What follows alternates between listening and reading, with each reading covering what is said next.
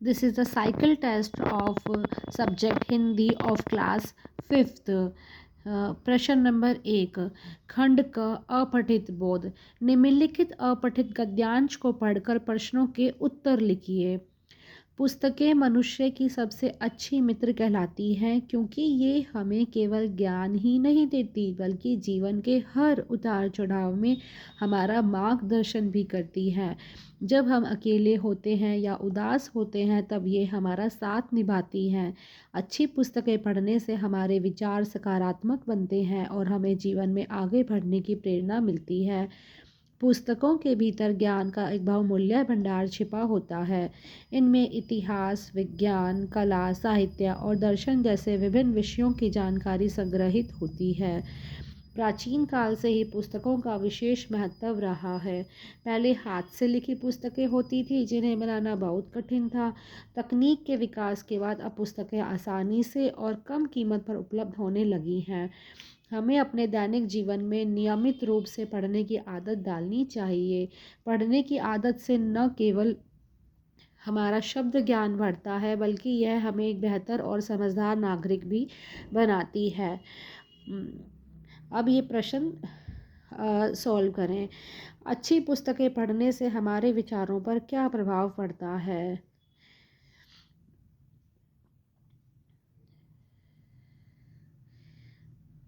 अच्छी पुस्तकें पढ़ने से हमारे विचार सकारात्मक बनते हैं और हमें जीवन में आगे बढ़ने की प्रेरणा मिलती है। हमें अपने दैनिक जीवन में कौन सी आदत डालनी चाहिए? ये रहा इसका उत्तर। हमें अपने दैनिक जीवन में नियमित रूप से पढ़ने की आदत डालनी चाहिए। तकनीक के विकास का पुस्तकों पर क्या प्रभाव पड़ा है? तकनीक के विकास के बाद अब पुस्तकें आसानी से और कम कीमत पर उपलब्ध होने लगी हैं।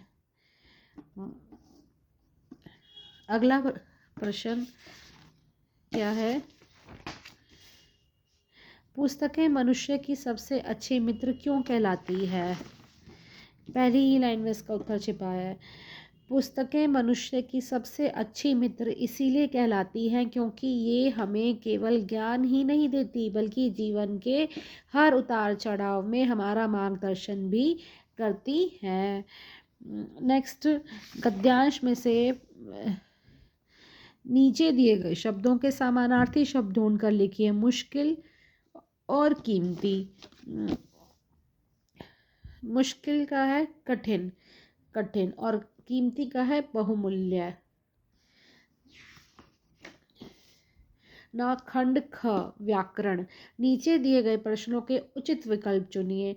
प्रिया फल काट रही है। दिए गए वाक्य में कर्म क्या है? फल है। कैसे पता लगेगा कर्म क्या है? इसमें आप क्या का प्रश्न लगाइए। क्या लगाकर वाक्य में क्या लगाकर प्रश्न बनाइए। जैसे प्रिया क्या काट रही है? प्रिया फल काट रही है। तो इसका सही जवाब है फल। फल इसमें कर्म है। चोर इसलिए सकर्मक क्रिया है क्योंकि इसमें कर्म है। चोर भाग रहा है। दिए गए वाक्य में मुख्य क्रिया क्या है? इसमें क्रिया है भाग और रहा है, तो मुख्य क्रिया है इसमें भाग। रहा है सहायक क्रिया है। तो सही जवाब है ख। चित्रा खाना खा रही थी। दिए गए वाक्य में काल का कौन सा भेद है?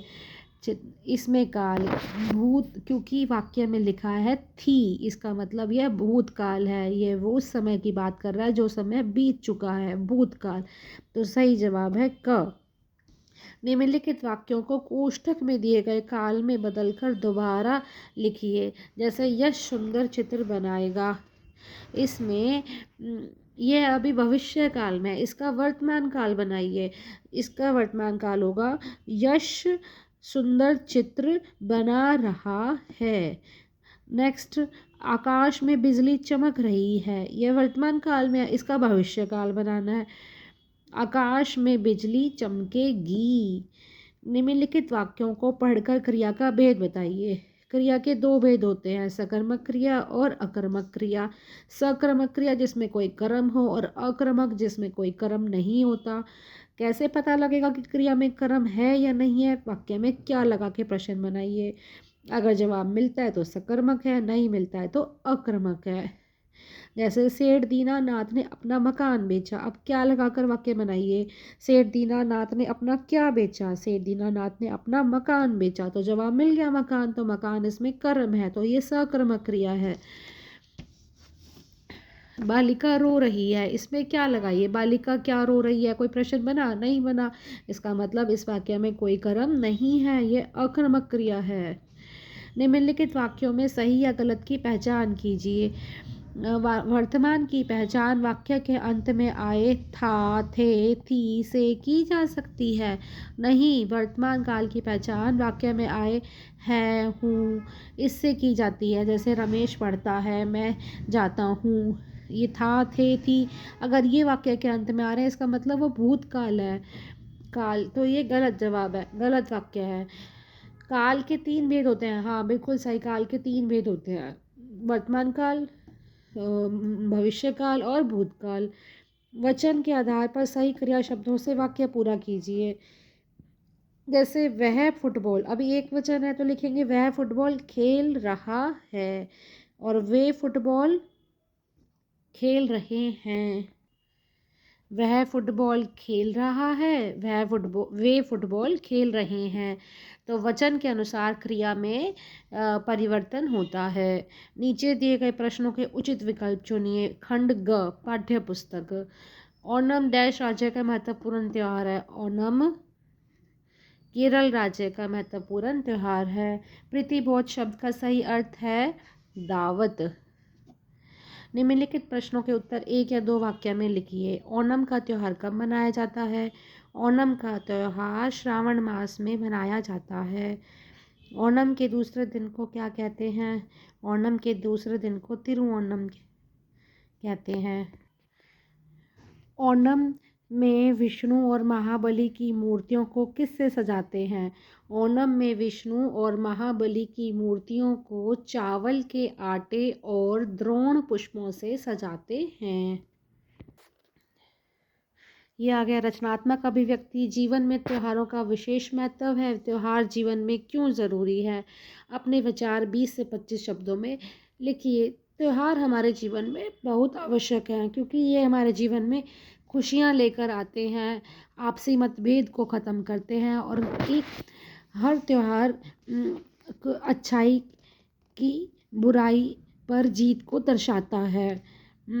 निम्नलिखित में से किसी एक विषय पर पत्र लिखिए। चाचा जी द्वारा जन्मदिन पर भेजे गए उपहार के लिए धन्यवाद पत्र, और अपने मित्र को सर्दी की छुट्टियों में दिल्ली बुलाने के लिए निमंत्रण पत्र लिखिए।